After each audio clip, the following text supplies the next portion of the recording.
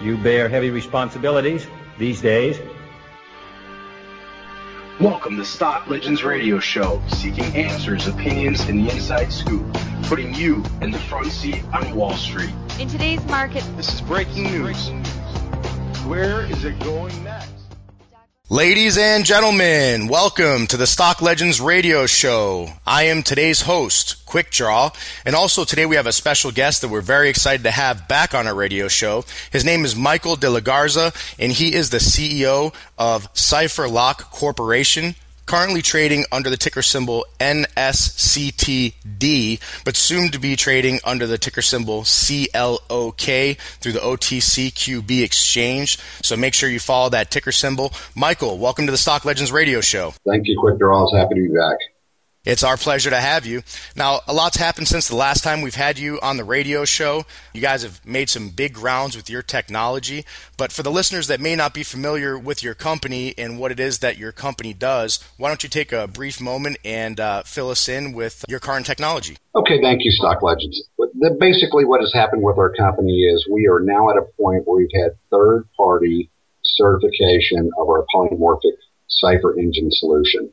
And what that means basically is that we employed an Israeli cybersecurity company to test and try to do a penetration test on our technology. That penetration test that was performed by a company called Cyber9 out of Israel lasted 30 days. They used every known technique and a lot of unpublished techniques to try to penetrate and obviously open our encrypted files that we sent to them.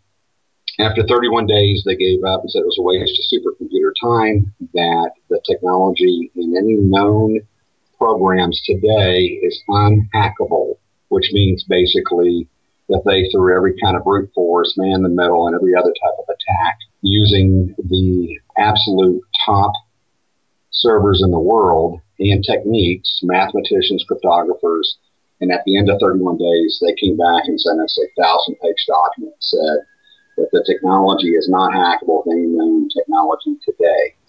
So it's unhackable. That was a major milestone because Cyber9 is a back-end testing company for major Fortune 1000 companies such as banks, internet search engines, and so forth. The main thing about it is that it gave us validation of what we already knew, which is that we have an unhackable cipher engine. That's very significant with today, with everything from any of the AES, RSA, or any of the other type of ciphers that are out there that are commercially available today. There's nothing like ours. And what potential clients does this technology open you up to? How has the market changed since getting this very critical validation through this reputable company? The volume of phone calls from Fortune 1000 companies has gone up about tenfold. We had over 1,000 calls and inquiries in the last 2 weeks since we published this information.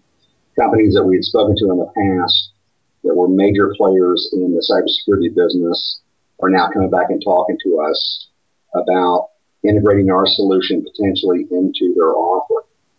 And since we're a layer above what they're already offering, we can take any standard encryption and add our polymorphic cipher engine to it and turn that into a Morton cipher, which makes it unhackable.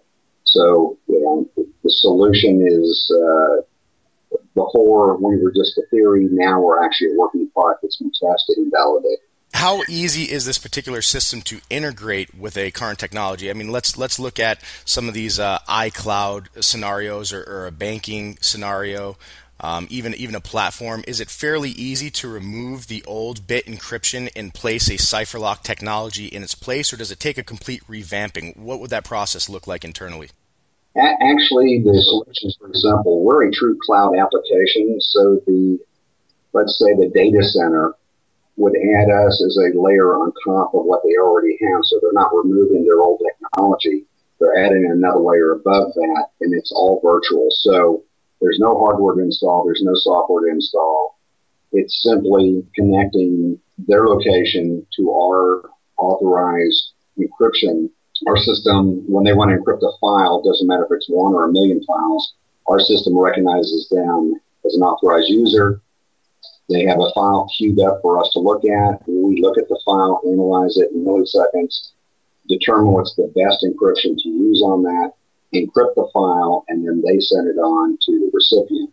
The recipient also has to be authorized to use our technology, but that's something that can be set up on the front end. Very simple to use. There's no expensive hardware revamps, so we're not installing banks of servers and replacing old systems. Now, is this type of technology something that you're going to go and present to the community in like a trade show or a public type of environment, or is this something more or less that you want to have potential relationships contact you with? What exactly is going to be the procedure once you're at the step where you're ready to start putting this technology and boarding clients? Okay, actually, where we're at now is we have a full demo of the product available.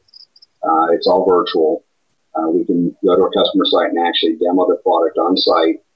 But where we're at is we have two conferences coming up. One this coming Monday here in Las Vegas called the Ignite 2015. It's Palo Alto Technologies Conference. We'll be attending the conference as an invite for Palo Alto. And that'll be Monday and Tuesday of this week. And then we'll be at DEF CON, I think it's 23 this year, at the Rio Hotel here. And we'll actually be presenting several white papers at that technology conference here in Vegas. Part of what we're doing also is that we've hired a group out of Israel to actually represent us to their client base. We expect to add another company stateside here pretty quick. But we're basically at a point now where we are setting up and performing demos of the technology on a weekly basis for large corporations. And we expect to be at the pilot phase with 2 or 3 major Fortune 1000 companies in the next 90 days. Wow, that's significant. It's a big move for the company. Absolutely. This is an estimated $46 billion a year industry. Are there any other companies with similar technology like this, or do you think this is the most sophisticated technology available as of today? It's definitely the most sophisticated technology available today, and that's not our verbiage. That's coming from Cyberdyne and from Gemini Venture Partners out of Israel. They test, they've seen everything. The main goal for our technology is for us to become a middleware solution, not necessarily selling to an end user, but letting those companies that are already in the space, that already have a client base, to extend the life of their products. Because with this product now, it pretty much obsoletes most of the technology out there, and we already know that most of the current encryption technology is flawed. It's being hacked on a daily basis. The size of the data files that we're losing now are in the billions of consumers, not the millions anymore. And we're at a point where everyone has come to end of life as far as their life cycle of their products. And the next solution is going to be something like ours. And ours is ready to go today. It's not a theory anymore. It's not a product that's still in a laboratory. We can take the product anywhere, set up our system, and bounce encrypted files in real time and a morphing set, and then decrypt them on the fly and showing anybody how the system works. So it could be any type of data file. And what's unique about what we can do is it doesn't take 3 months to set a system up. We're in the process of very quickly announcing a solution that we just purchased that is a complement to our system. Was actually written by some formal programmers that worked on the CipherShot product. And it's going to be our API. And this is going to take us about 9 months. It's going to save us about 9 months worth of programming time. And again, this is the next step to taking this to a direct customer. So 1 or a million, the way the system is set up. So our integration time is going to be about 90 days to integrate this product into the technology we have today. We have 3 verticals that we're concentrating on, and that's going to be financial services, credit cards, and healthcare solutions. And we think those are the most vulnerable as well as the most valuable to the company. Now, how do you think the integration within a cloud atmosphere, as far as encryption, I mean, how do you think the cloud plays a role in the future of basically all computing? Do you think the fact that this is a cloud-based solution is very important to the technology? It is. In fact, we're focusing on our solution set in the Internet of Things, so the IoT. any embedded device, any laptop, desktop, server, any, tablet PC, your phone, now the watches, but we're really looking at utilities. We're looking at all of these embedded devices need an encryption. And with our second patent that we recently filed, this is an encryption embedded in a microprocessor device. So we're actually down to the core level of the microprocessor. We've been testing this for about the last 12 months. We filed the patent on it ahead of us releasing the information on what we're doing. That's phenomenal. Yeah, Cyberdin, they awarded you guys a perfect 10 out of 10 score as far as, basically saying that you cannot break the encryption software created by CipherLock. Have they ever given anybody else a 10 out of 10 score? I mean, is that unparalleled in the community? No, the only other thing that has a 10 is a one-time pad, and that's basically you and I getting together, me handing you an answer to the encryption, the key, if you will, and you taking that to your location and send the file, and when you know and I know what the encrypted message is and what the cipher is. Our system, that's the only, and that's not practical, obviously, when you're sending millions of files or data files daily, or even hourly if you want. So no, we're the only one they've ever awarded a 10 to across the board. The interesting thing about the conversations we've had with these folks is that they thought we were overkill as far as the technology went because of the complexity of what we have. What they really would like to see is how our technology works, and that's never going to be published anywhere. The actual algorithm will never be in the public domain. But what we do have is a simple solution that can be added to anybody's current system. And because it's cloud-based, and in the future it will be obviously based on a microprocessor, there won't even be a piece of code out there be floating around. It will just be you'll buy a device and add it to yours and you're done. So that's the next model that comes out. But we have currently 4 levels of CipherLock that are, each one's more complex and faster than the previous level, all based on needs. And obviously people don't need a morphing cipher that morphs at 3 million times per second if they're just sending an email. But if you're sending very classified information, you would probably want the advantage of having that type of cipher solution at your disposal. We've heard recently of a hacker that's gone into government email accounts and been able to hack top secret documents. It's been known for a long time that the Chinese and in different countries have basically been stealing major corporations' technology and reutilizing it in their own country for massive amounts of profit. So this is a very important aspect of future business, since most business is conducted online nowadays, or at some point in time, almost every piece of information or data at some point in time crosses the internet, even if it starts in a boardroom. Absolutely. In fact, we're such a wired society today that nothing really goes by mail anymore or by telephone. It all goes electronically. And the security of the higher you get up the food chain, the more security you need.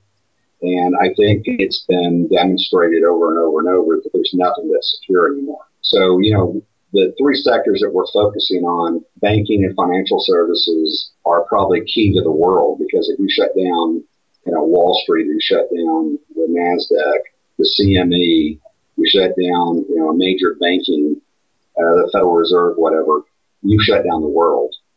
And everything comes to the U.S. for the most part. So when you're talking about, encryption standards that are really 3 to 5 years behind hacking abilities, we really have to step up our game.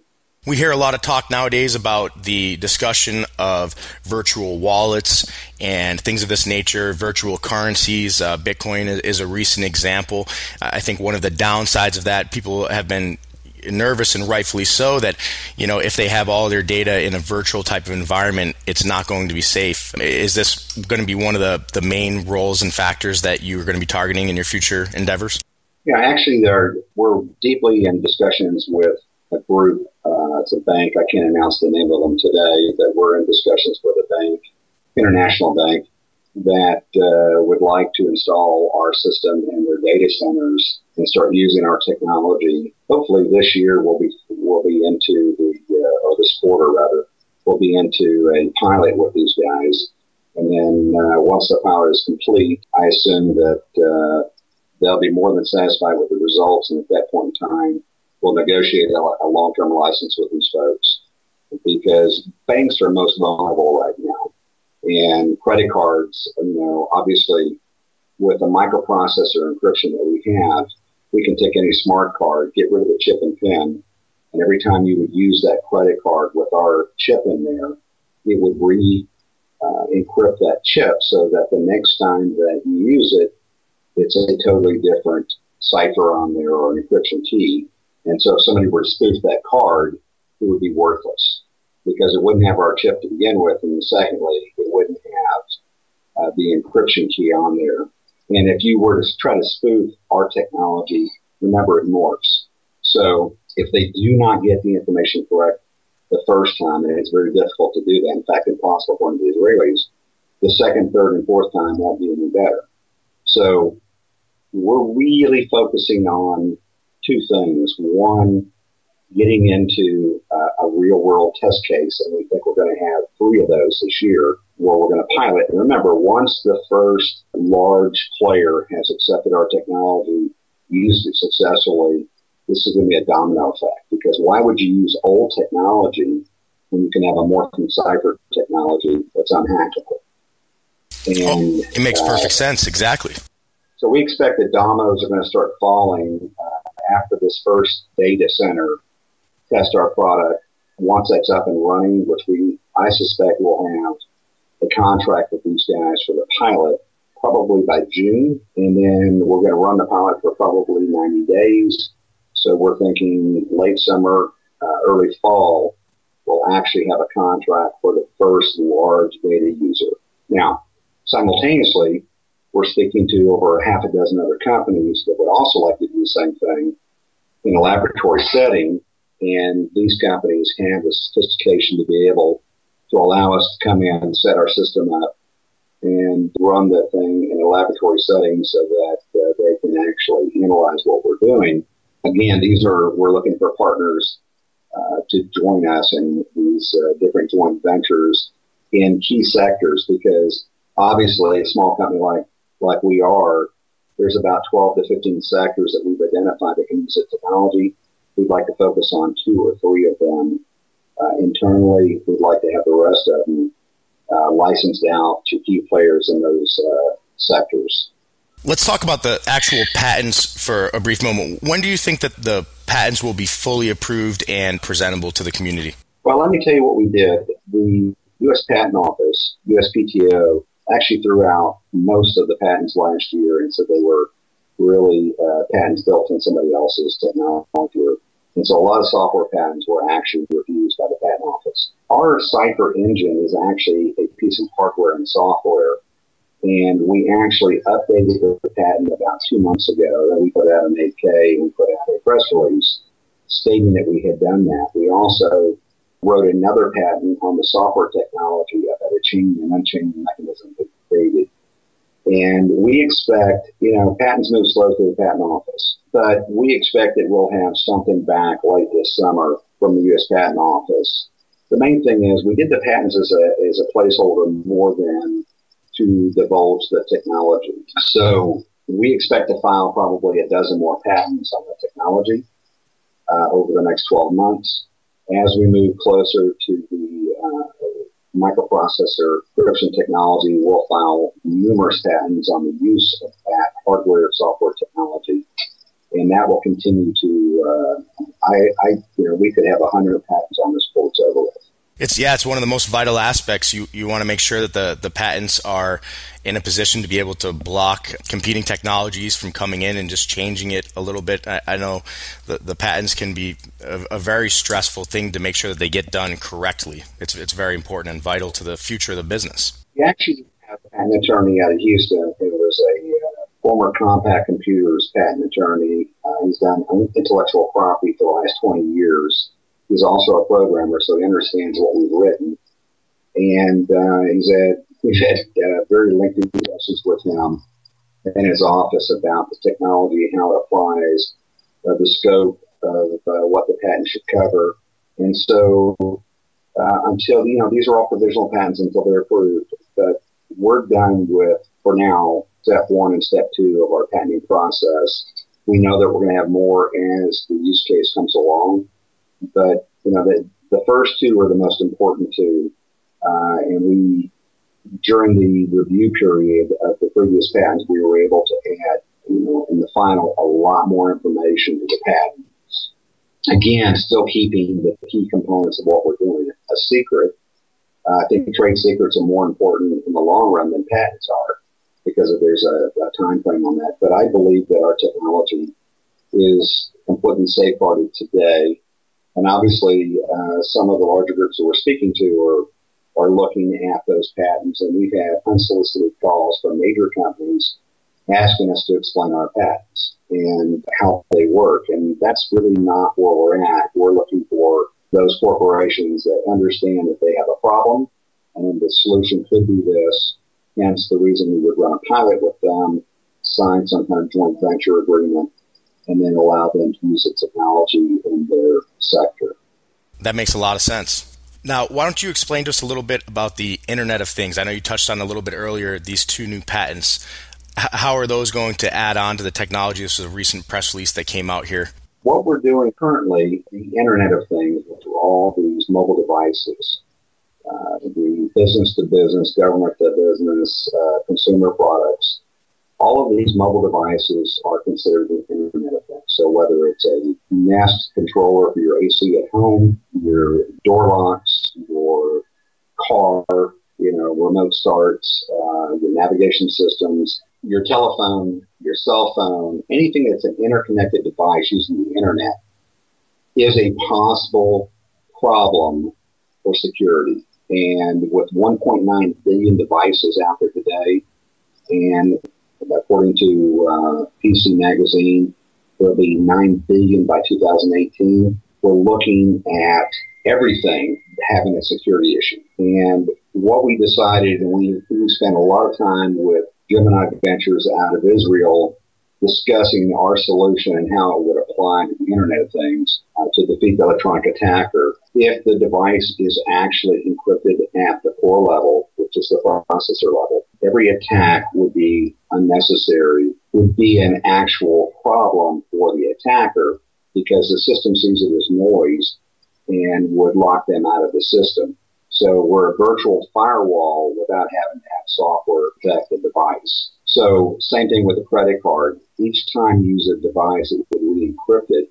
With a microprocessor, we could, every time the device connects to CipherLock, it's re-encrypted. And that system would, brute force attacks rely on the ability to have a weak defense. And whether it's a low bit encryption all the way up to a 1024-bit encryption, it really doesn't matter, because there are solutions out there that are on the internet, such as rainbow tables, that you can actually download to your PC and start a brute force attack. Since those algorithms are available for free out there, why would you ever use a software solution such as an APS solution when you know that it's being attacked and hacked every day? With our system, we've developed the Internet of Things security for any device, and it's going to be based on both a hardware and a software solution. That's what this patent is about. And since it's a multi-layer solution, we highly doubt that anyone will get past the software encryption, but they'll never get past the hardware encryption. And so we can, think about smart meters on a grid. They're very vulnerable to attack. The U.S. government knows this. All the utility companies know this. They're using very low-level encryption. Obviously, they'll increase the key size, but that doesn't necessarily increase the complexity or the problem for the hacker to get into. The biggest problem for utilities today is that they really don't have a viable solution that is going to be long-term. We believe when we actually presented to a group out of Houston, a large utility company last year, and they said, great technology, we don't understand it. Come back to us when you have somebody else that's using the technology. Well, we've done better than that. What we've done is we actually had a third party that's very reputable attack the system and prove that we are very secure. In fact, we're probably the most secure ciphers out there, but because it's a cipher engine, it doesn't rely on one solution. And without getting into the complexity of what we're talking about, it's going to safeguard mobile devices. So if we get 10% of the mobile devices or the Internet of Things, we're talking about 190 million devices in the next year.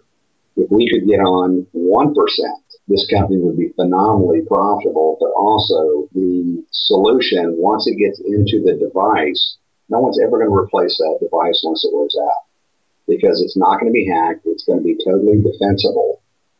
And the solution is not expensive because we're not loading our technology on every device. It is a cloud-based solution other than that microprocessor, which would be built into the solution. So the microprocessor is actually, like, let's pinpoint one particular device. Let's look at a cell phone. So the microprocessor would be planted at the point of manufacturing. The microprocessor encrypts and protects the phone, creates a firewall. Now the microprocessor then communicates with the cloud-based solution and changes that firewall to make it unhackable and communicates with the cloud and then back to the receiving party. Correct. But we'll think about this. It's always up to date, so you never have to download a new solution. And it's fully scalable. It doesn't degrade the experience of the user because there's no latency on what we're doing with our solution. And as microprocessors or as servers get faster, our system actually morphs at a higher speed. So instead of with older technology, as the processor speed increases, the solution gets weaker. We're just the opposite. As the microprocessor speed gets faster, we morph faster. So we're just the opposite of what's happening now. Wow, that's very interesting. So it makes a lot of sense. Oh, go ahead. So here's the other point, really important. Because we're not relying on large keys or complicated obscuring techniques, we don't have all of the issues that are currently with IoT security measures. Our system is a completely different animal, if you will. And here's the other thing. We're a single solution, so you're not going out to 25 different types of ciphers to figure out which one's the best one for that data packet. Our system analyzes the data and determines instantly which is the best solution, what size of encryption or what type of encryption or level of encryption we're going to use to safeguard that information. Obviously, that would be a setup issue on the front end, but if you're using a telephone, you probably don't need our top-level security. You need a low-level security that morphs. Even at 1,500 times per second, our system is unhackable. So embedding these devices, and we think that the industry will move to us once we start. We'll in the next 12 months, we'll actually start doing demos to large customers, scale customers, of the microprocessor encryption technology. And we've had a lot of people come to us and ask us if it was available to sell today. And the answer is we're still testing. It's still developing. There's a lot of R&D that went into this because there's different standards that these credit cards or these phones have to meet. And with this new type of chip configuration, it's a rethinking or a restart, if you will, of that technology. Since most of these phones already have, and most of the chips have 2 or 3 generations already developed, we're probably realistically looking at 2 to 3 years out, but that doesn't mean that we won't have a use case in the next 12 months. Could this also work out in a personal or residential type of environment? Let's say, for example, someone has a home server system or someone has something else. Obviously, the technology would apply. I mean, do you have any plans to roll it out to individuals as well, or do you think that would be way further down the line once you're able to breach the corporate and credit card financial environment? We have a game plan in place now, and without disclosing the entire game plan, we are working on the use case with 3 to 4 large corporations in a pilot. That's where the focus is right now today, to get those up and running, have the proof of concept for those different sectors. Once the information comes back that we've met or exceeded all their expectations, the consumer-driven end of the business really won't happen until probably next year sometime. And the reason is we've never thought about selling this directly to a consumer because of the fact that we would be in the email business or we would be in the data encryption business. And I think that our technology at this point in time is unnecessary for sending emails that are encrypted unless these emails are based on business to business or business to consumer with identifiable information. I think healthcare is one. There's so much business already out there that we can focus on that we've narrowed it down to 3 sectors. And we're trying to have tunnel vision into those sectors because we want to establish those relationships first. We will eventually have consumer-driven product, but I think it's going to be in collaboration with another company. I don't think that we're going to go out to, let's say that we go to Google and we encrypt their emails with one of our different levels of encryption. That would be a great thing, except at the end of the day, that market, even though it's very large, is not the market of the world. And what we're really looking at, financials in the most dire and necessary need. I think that people don't understand the vulnerability of utilities right now. They don't understand the vulnerability of credit cards and consumer credit. And at some point in the near future, we'll start, once these three sectors are starting to build out, we may start focusing on a consumer-based solution. Obviously, we're scalable, so we can easily provide encryption for data files moved through the internet, i.e. it could be an email system, it could be other things. But I don't see us today selling this product directly to a consumer in the next 12 months. Let's say, for example, a lot of times we see breaches occur at the corporate headquarters of a large business. Let's say it's a computer system and there's very confidential information on the computer system. If someone goes in with a thumb drive or something along the instance of that, since it's not necessarily data in motion, will the microchip firewall that you've implanted in that technology prevent potentially hazardous information from being extracted from a corporate computer or database? Yeah, what you're speaking to is data at rest, basically, and we're working on our solution to be a hardware-software-driven solution to get data at rest back into data in motion, encrypting and decrypting that in real time. And so if somebody were to do a data penetration like they did at Target and they sat there for 9 months gleaning information on a daily basis, our system could actually take from the point of sale, from the moment of the swipe of the credit card, we can encrypt that data. And whether it's at rest or it's moving, with our system, just the software, we would be able to safeguard that information. Now, in 12 months, that hardware solution, along with the software, would be a virtual firewall. And for us, to take data at rest and turn it into data in motion encrypted would require some hardware expenditure on the part of the customer or consumer. But at the end of the day, if your data is moving and it's always encrypted, if you have a data breach, they wouldn't be able to come back for 9 months and continue to glean the information off the system. Once they had that cipher, they got into the system. Remember, on the low end, we're encrypting this information or morphing at 1,500 times per second. So you virtually could not get into the system, I'm saying, more than once. Now, obviously, if you have an authorized use, such as somebody coming in with their password and login, and it's authorized, it's a different thing, and that's a different IT problem altogether. We're getting to the point where passwords are worthless. It's going to be a point in time where a new solution, and we think we have something down the road that'll work for that, would replace all the password. And that's something that, with R&D, and that's why one of the reasons we're not trying to raise a substantial amount of capital, we believe these 3-4 sectors will turn into a different solution down the road for us because of the fact we'll have the funds to finish up some of these other projects that we're working on. We have about 5 or 6 solutions in the pipeline right now that we're focusing on one at a time. We said last year, actually 2 years ago now, that we would have a hardware solution. We have now perfected that hardware solution. We have our software solution. We have a couple of aspects to that software solution that we would like to develop out even further. They're unnecessary today, but it'd be nice to have 7 or 8 different levels of cipher encryption.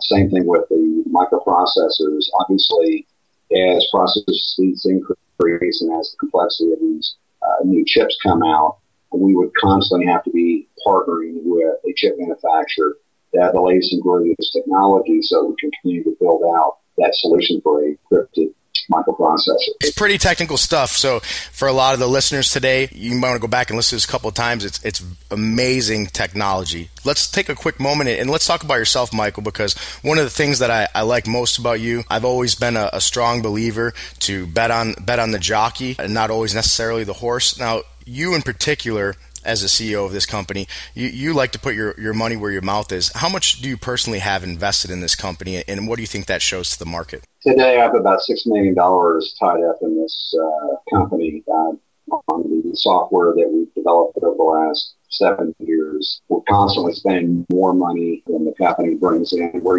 because we've been a development stage company for the last 3 years, and because this technology has morphed into a much larger business opportunity than I originally thought, I'm at about $6 million personal for this. I've not taken a payroll out of the company in 5 years. So, basically the company is sustaining itself, but most of the officers in the company have not taken one dime out. So we're at, I'm very heavily invested. I believe in the technology. I believe in the company. I know that we're in the right sector. We're in the hottest sector of any technology in the world today. There's nothing bigger, and there's not a bigger problem than data security and the problem with modern ciphers today. I'd have to agree with you there. That's hands down 100% truth. It's basically the future of the world. It's probably the biggest problem that our generation faces to date, without a doubt. Well, we're the most connected generation ever. And this is only going to get bigger, not smaller. As more of the world connects to us, the program grows exponential because there's not just a few hackers in the world. There's new hackers every day.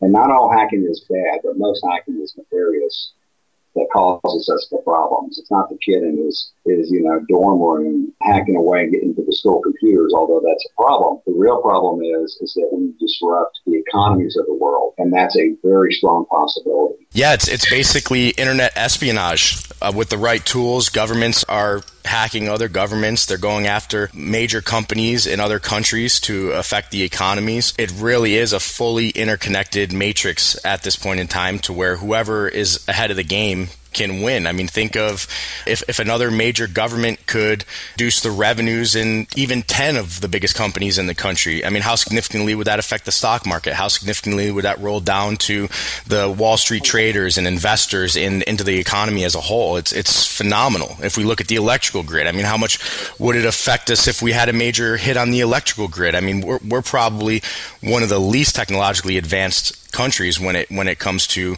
our infrastructure, not even web related, but the communication between utilities and necessary things for us to live our lives to the web. Well, we still have a lot of analog technology in this country, and as the infrastructure spending ramps up, everything will be connected to the net, everything. And it should be, because it saves money. You can make rapid changes, but at the end, your vulnerability goes up, like I said before, exponentially. And you get to the point where, what is a secure connection? And I don't think an SSL connection is a very secure connection. I don't think that 256-bit encryption should even be used today unless it's being used with our morphing cipher engine, because we're at a point now where hackers in third world countries know how to expose our vulnerabilities, and they exploit those every day. The Russians just did it with 2 billion files. And the banks are taking tremendous hits right now. And eventually that all gets passed on to you and me. And so I expect in the future there's going to be several new standards for encryption. Everybody's coming out with something that we think is new, but it's all based on 1970s technology. And they're using the same basis of encryption, and they're just making the key size larger or more complex.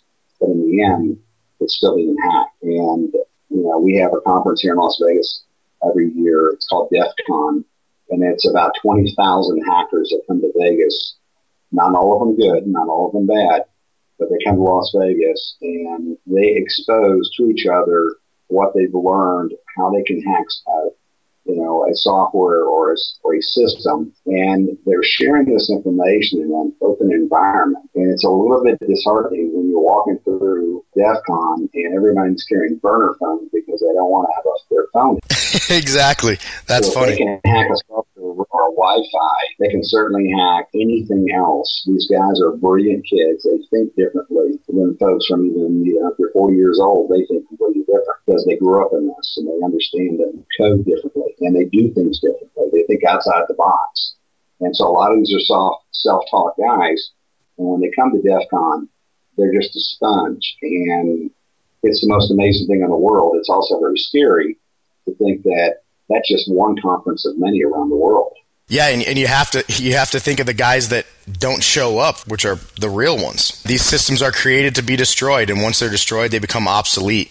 So finding a permanent solution is vital. I mean, it probably would be one of the biggest evolutionary steps that we've seen since the invention of the computer. Yeah, that's exactly why we think that just a one-source solution is not going to do it. We think that it has to be a combination of a hardware and a software solution. Since the reason we built the software first and then we went after the FPGA chips, and we started looking at those chips and saying, okay, how do we make this better? How do we integrate our solution into there? And obviously that's a whole nother technology, and it's a very interesting problem, but you got to have those scientists. We have 2 PhDs and a number of graduate students that all they do is work on engineering this system, a layer on this system, a new way to lay out the system, and then develop boards that are cost effective that actually, when you think about it, you could add down the road to your computer a circuit board that says CyberLock on it, and it would encrypt your computer, and you do nothing.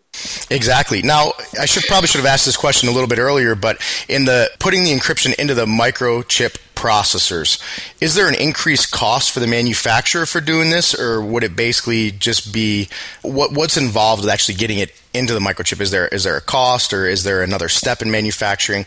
How does that component work? Actually, the chips that we're talking about, they are already built, and they're very inexpensive chips.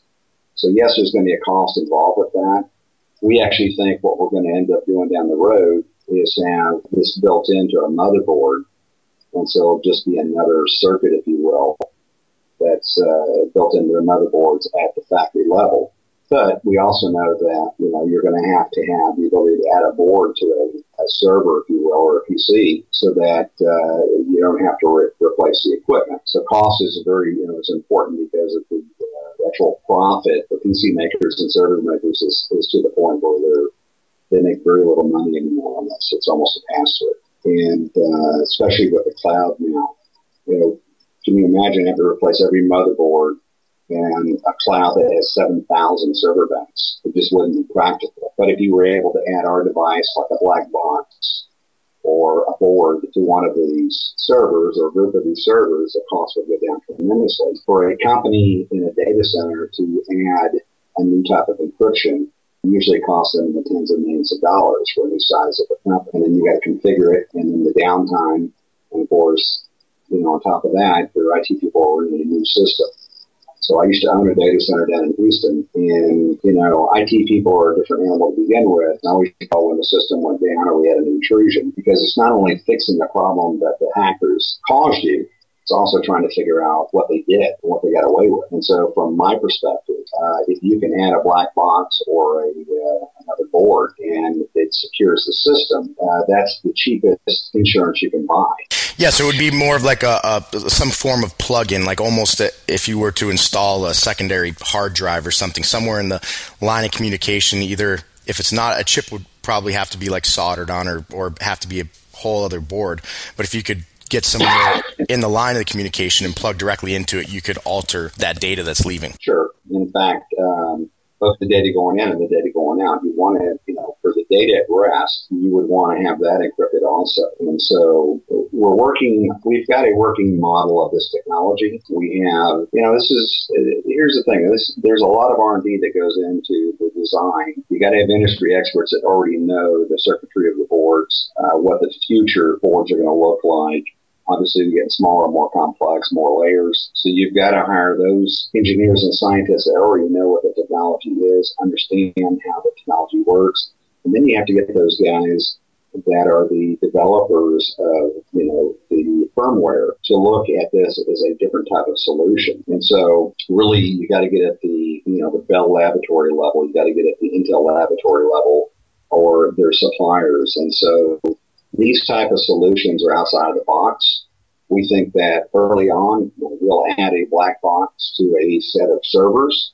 That black box will be a CyberLock box, and that'll take care of all of the encryption, decryption, authentication, and protection for that group of servers. We anticipate that we'll have a product like that in the next 12 months. We have a working model of that product today, but it's high on our priority list, but it's also very expensive to come out with that solution and do some beta testing with some real life situations.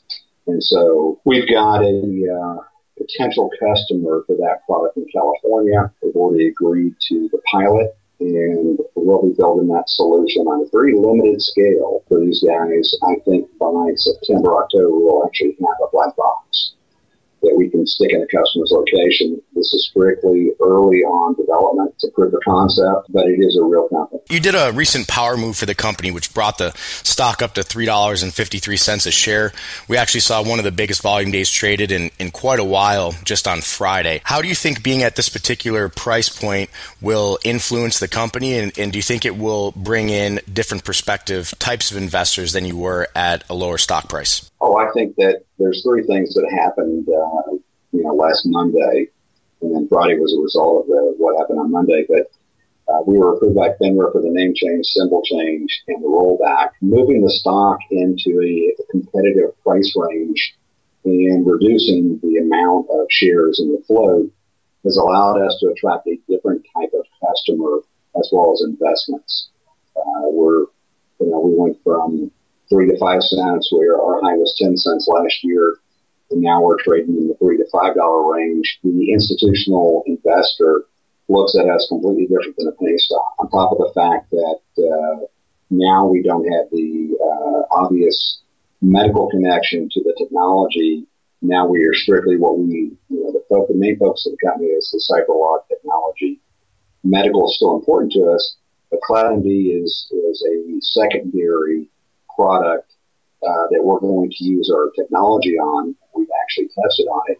But now that we have identified our name with our technology, it's very important for Wall Street investors and investors around the world have identified us with our technology. So CyberLock Corporation, CyberLock Technology, and the patents, and then, of course, down the road, CLOK, which will be our trading symbol, all identify us as a technology company. And that's critically important when you're trying to explain to somebody what you do and how you do it. There was a little bit of name problem identification with CloudMD being in the Cypher business. And we actually, last year, had several large customers come to us and said, are you a medical company? Are you a encryption company? And so because of that, that's when we decided last August that we would go ahead and do the name change, the symbol change, and the rollback to get us into a different type of investment customer. And so we've now done this.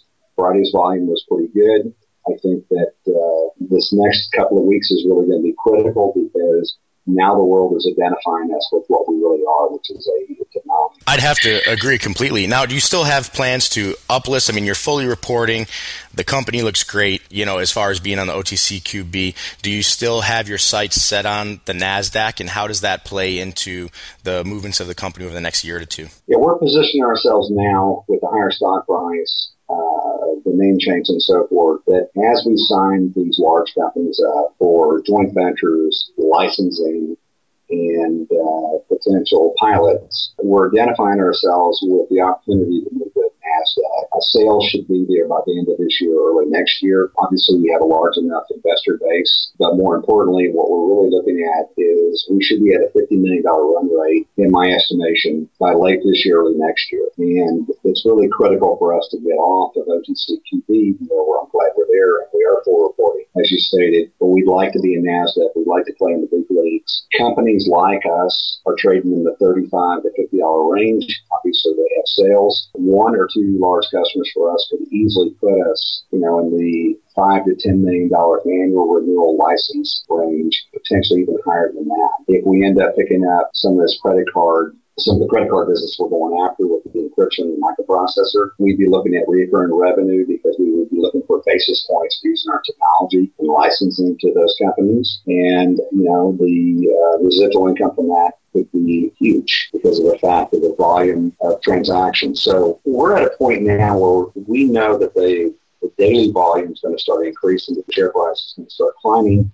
We've done everything necessary to move us to that next point, and I'm hoping, we're on a path that 12 months from now, we'll be making a move to NASDAQ. That's my best case scenario. 12 months out, it may be 18 months, but the goal is to get on NASDAQ, to be more widely traded, and to be a recognized leader. But first and foremost, my main goal is to get 3 or 4 large companies to use our technology. But once that happens, that's going to drive the share price. We did an interview about 6 months ago. You said that you were kind of in the position where the company where you weren't really sleeping at night. Everything was happening, and you were looking to the future.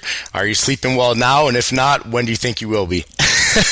I love that question from the last show. Last week was 5 years worth of work that finally culminated in what I think is the future of the company, and that's the CyberLock Corporation, a name change or symbol change in the rollback. The technology keeps me up at night even to this day, and the reason is that it's bigger than I think anyone really understands the scope and the depth of what we have. Every day my engineers call me up and say, did you know? And, those phone calls used to be once every 3 months, then once a month, and now they're almost weekly. And so what they're looking at is, as we do more in R&D and we learn more about these other sectors, and we do these conference calls with these very significant leaders in their sectors, they're telling us, did you know you could do this with this technology? Did you know this is coming out? And so doing business with the Israelis has opened our eyes to the scope and the size of how large this is really going to be. This company, we could be on every embedded device in the world down the road. I mean, the size of the market is bigger than anyone can imagine. And so, like I said earlier, 1.9 billion devices, and we're going to be at 9 billion in just a few years. I could see us everywhere. And do I think that we're going to be the company that sells to everybody? No, I think that we're going to have trade partners. They're going to take us out. And those are the calls that keep me up now, is when somebody calls us unsolicited and said, hey, we'd like to see your technology. And by the way, is it for sale? And the answer to that is yes and yes. And before it was yes and no. And by the way, we read your third-party certification. We'd like to see the actual penetration testing data so that we can review that and see how that votes for us. The other thing that happened the other day that really kept me up for about 48 hours was a company called us out of the blue and said, send us over your information, send us a non-disclosure. And by the way, we want to send you a file. We want you to encrypt it, and then we'll get back to you. And this was a very large customer, very international customer. And so we know that we're just on the cusp of what we can and should be. And the day is coming very quickly when we're going to have not one announcement, but probably 3 or 4 or 5 announcements monthly of companies that are moving to the technology. And all this is driven by money. And obviously R&D is important for a company like us, because the more R&D we do, the more opportunities we have for the business case. Oh, of course. Once that report came out, I mean, that's pretty much the proof in the pudding that anybody needed. So it would seem like you would be on a rocket ship towards the future over the next 6 to 12 months. We are. And, here's the thing. I think that very quickly, and I think it's a very strong possibility that once we get into 3 or 4 of these pilots, I think a very significant player, a Fortune 100, is going to make a run at us. And I hope they do, because that's only going to propel the stock. But also, we're at a point where, if we had a tenth of the budget, a hundredth of the budget of Apple to use with our technology, I think you're talking about a company that has the largest market share out there, bigger than anybody else, because you can build all the devices you want, but if they're not safe, at what point does the customer come back and say, this is not going to work and I'm not upgrading? And if the next upgrade is that we have a completely safe product and it has this CyberLock embedded chip in it, and you don't have to worry about a chip pin or biometric or any other type of security layer, just that device, I think that you're talking about, the market segment just opening up to you. And we're talking about multiple billions of dollars, if not hundreds of billions of dollars in business potential. The public humiliation of a major company getting breached can cost them hundreds of millions of dollars and put a bad stamp on their company as a whole. I know as a consumer, when your data is breached, or, we saw the movie stars, a bunch of their phones were hacked and pictures were released. It's extremely embarrassing, not only for the end user, but for the company, because they can work so hard to become a trusted name in the industry. And one particular instance can just destroy years and years and years of top-notch customer service and reliability. It's very misfortunate, because if you think about it, all the blood, sweat, and tears, and it just takes a couple of bad apples trying to scam the system to just ruin that name of the company. It's extremely risky. Michael, it's been a pleasure having you on the radio show. We've always loved having you on board. I love your technology. I'm so into it. It's not even funny. We watch all the movements in your company. Is there anything that you'd like to say to potential new investors that might be listening to the radio show today? Maybe perhaps you just want to welcome them on board? Well, I want to welcome everyone that's a listener on here to take a look at the company. I think that we've made all the positive moves. We're a full reporting company, OTCQB. We have a new board of directors that are going to help us guide the company.